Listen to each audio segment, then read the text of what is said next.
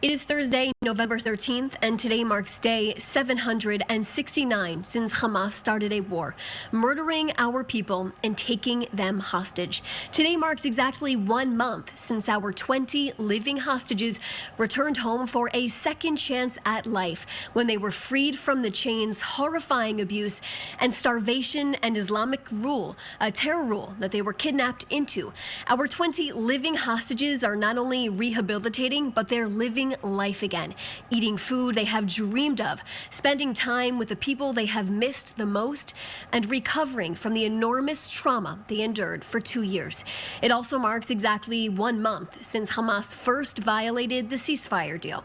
As they did not return all 28 of our deceased hostages, they were held in captivity. Let's not forget the terror group had 72 hours to search for the remains of our deceased hostage 1 month ago, and 1 month later today, the remains of 4 of our hostages are still being held by terrorists inside of the Gaza Strip. We are demanding for them to be returned home immediately. Their names are Meni Goddard, Ran Gvili, Dror Or, and Thai national Sutiask Rintalak. Remember their names, know their stories, and include them in your news stories. The Prime Minister reminds everyone at all times in the Knesset, at the United Nations, in Congress, and in the White House, in media interviews, and during his meetings in his office, that our hostages are still there in Gaza, and we will not stop until each and every one of them is brought home. There are media reports claiming right now that Hamas and Islamic Jihad are preparing to return the body of one of our 4 hostages later this evening. I can share with you that Israel has not received any official notification of this yet, but we are prepared 24/7 to receive the remains of our hostages. We will know only it is one of our hostages' remains once it is transferred to the Forensic Institute and is confirmed with proper identification. Israel is continuing to enforce the ceasefire agreement against Hamas terrorists every single day. On Wednesday, a terrorist was identified crossing the yellow line near Khan Yunis and approaching our IDF forces. Following the identification, our IDF soldiers eliminated the terrorist as it posed an immediate threat to our soldiers. Additionally, on Wednesday, while IDF troops were operating in the area of Rafah to dismantle underground terror infrastructure, all in accordance with the ceasefire, they identified 4 armed terrorists on the eastern side of the yellow line within Israeli operational control. Our forces acted and struck and eliminated 3 of the armed terrorists. Prime Minister Netanyahu has made it abundantly clear Israel will work to defend all of its borders and will do so independently to protect our nation from any threat. Prime Minister Netanyahu will make independent decisions for this country, for all of its citizens.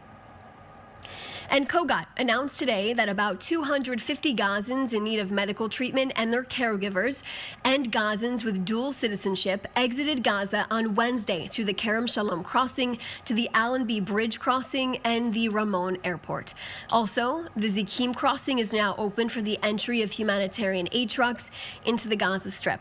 And the aid will be transferred by the United Nations and international organizations following thorough security inspections by the Land Crossings Authority of the Ministry of Defense. Hundreds of trucks carrying food, water, fuel, gas, medicines, medical equipment, tents, and shelter supplies continues to enter the Gaza Strip every single day in coordination with the UN, international organizations, donor countries, and the private sector. I'll now take a few questions.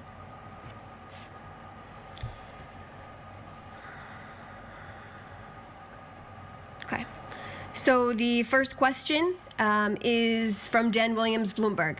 Question for the briefing. Is Israel preparing part of the yellow zone for renewed Palestinian habitation, even in the absence of a Hamas disarmament and ouster in the Gaza Strip? If so, where, for how many civilians, and with what end date? So Israel will maintain overall security control of the Gaza Strip. And of course, all details in the 20-point plan will be followed. Israel will continue to uphold this 20-point plan.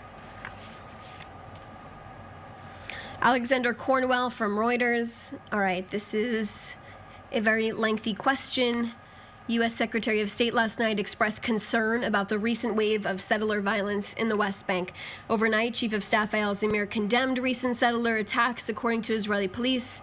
3 of the 4 individuals were arrested on Tuesday. Does the government unequivocally condemn acts of violence committed by Israeli citizens against Palestinians in the West Bank?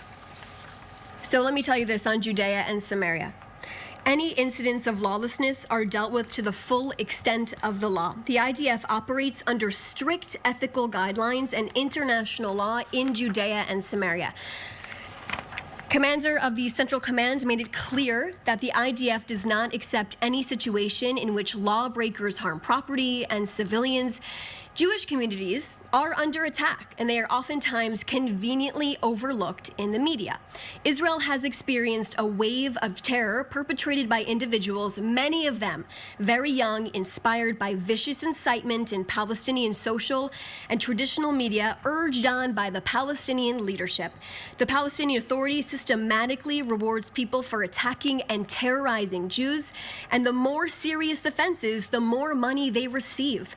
The abhorrent Pay for Slay initiative by the PA has continued, and the policy must stop, as it drives and it fuels terror against Jews. Now, as part of the ceasefire, Israel released 250 Palestinian terrorists serving life sentences. The PA paid these same terrorists, many of them from Hamas, and they have made a collective of $70 million. 9 major attacks took place in September, 8 in the West Bank, Judea and Samaria region, and one side, Israel. The security services were able to foil 105 major terror attacks.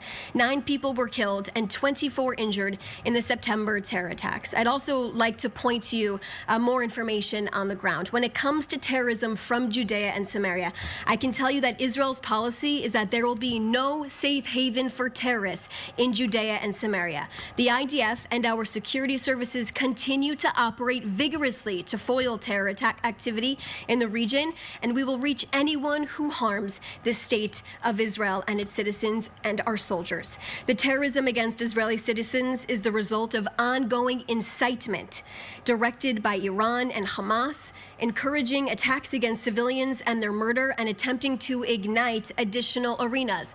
Let's also bring everyone up to speed about the events of today that came out. Let's talk about the reality. Shin Bet and IDF announced today with the Israeli police that they dismantled a Hamas terrorist stronghold where terrorists operated in the Bethlehem area, planning to carry out shooting attacks against security forces and Israeli civilians. More than 50 terrorists were apprehended in 15 different operations that took place. One of the terrorist cells was in advanced stages of operational readiness, preparing to carry out attacks within the immediate time frame. Now, thwarting this type of terrorism prevented significant terror attacks from happening, which could have had a devastating toll on our soldiers and our citizens.